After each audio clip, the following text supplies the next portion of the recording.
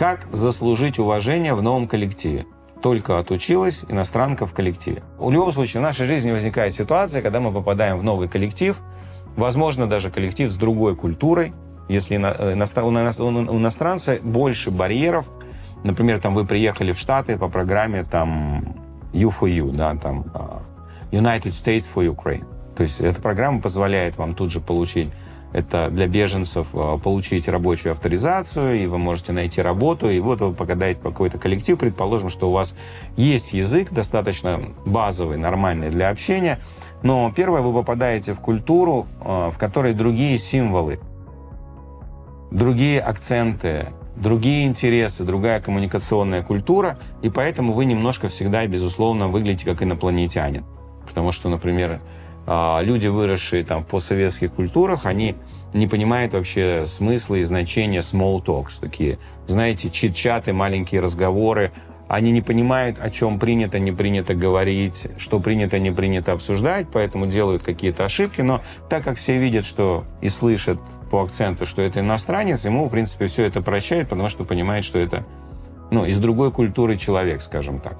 Как заслужить их уважение? Смотрите, уважение — это очень простая штука. То есть, во-первых, если это в какой-то цивилизованной стране, там, в Америке, например, происходит, то здесь с уважением относятся ко всем изначально. То есть, грубо говоря, когда ты с кем-то вступаешь в коммуникацию, к тебе изначально высокий уровень уважения. То есть нужно очень серьезно облажаться, чтобы он понизился.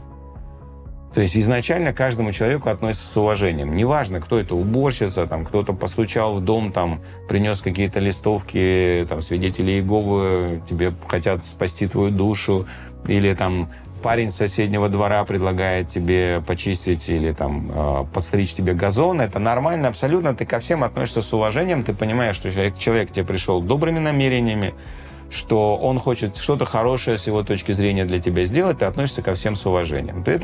Это в рабочих коллективах происходит везде. Это базовый уровень. Но как его укрепить? Да? Потому что это просто уважение к вам как к человеку. А как сделать так, чтобы вас уважали как профессионала? Смотрите, уважение — это почтительное отношение. Это прямо определение из толкового словаря. Уважение — это почтительное отношение, основанное на признании достоинств и заслуг другого человека. Признание достоинств и заслуг. Какие у вас могут быть достоинства и заслуги, например, в новом коллективе? Безусловно, есть какие-то. Что вы жена или мать, или отец, вы о ком-то заботитесь. Это достойно уважения, кстати. Но для этого люди должны об этом знать. Поэтому, если вы, например, не говорите, что вы воспитываете сына в одиночку, или вы не говорите о том, что там какие-то сложности вы переживаете, то люди об этом не узнают, и они не будут знать о ваших достоинствах или заслугах.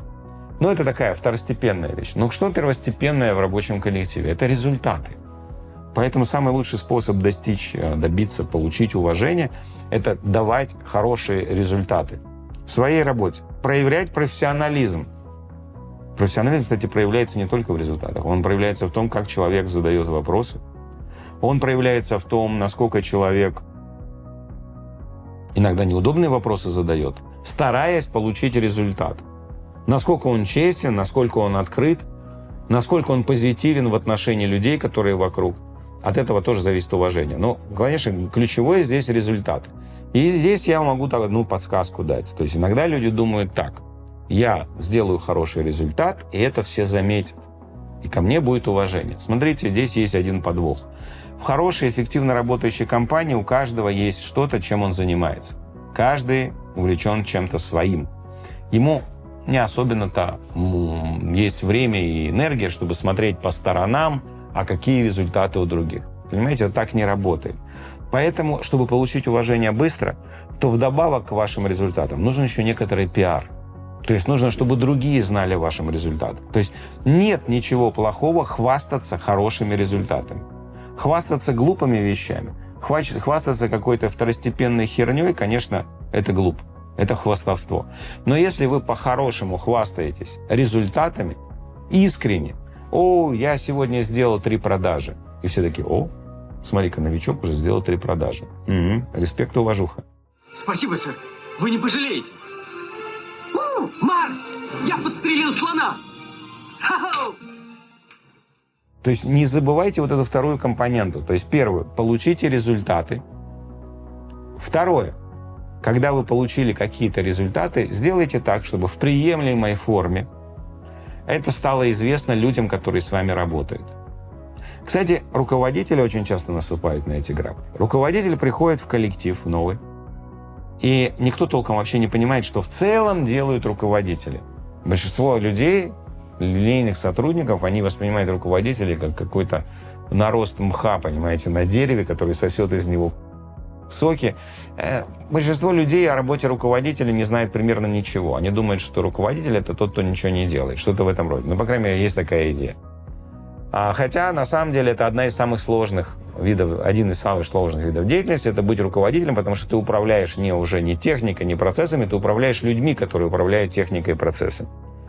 И это вызов, потому что с людьми сложно управлять. У них есть эмоции, реакции, настроение и так далее, а тебе нужно получать результат. То есть это сложная работа руководителя. И очень часто руководители делают эту ошибку. Он приходит в коллектив, и, возможно, он прямо огонь руководитель, хорошо обучен, он знает все свои инструменты, он получает результаты подразделения идут вверх, слаженность растет, все хорошо, но, строго говоря, об этом никто не знает, потому что он забывает еще одну вещь, он забывает об этом рассказать, он забывает сказать на собрании: ребята, спасибо за то, что вы делаете, потому что под моим руководством вы за этот месяц сделали в 1,5 раза больше, чем за прошлый, это очень круто. Я вами горжусь, и я, честно говоря, и рад своему результату, потому что я для этого проводил планерки, планировал, по-другому перераспределил обязанности и так далее. В результате вот этот результат. Безусловно, это сделано вашими руками. Это ваша заслуга, а я как руководитель сделал то-то, то-то и то. Поймите, когда люди это начинают понимать со временем, это не один раз надо сказать, это много раз надо повторять. Когда они это начинают осознавать, это проникает в их разум, вот здесь возникает уважение, как почтительное отношение к достоинствам, заслугам другого человека.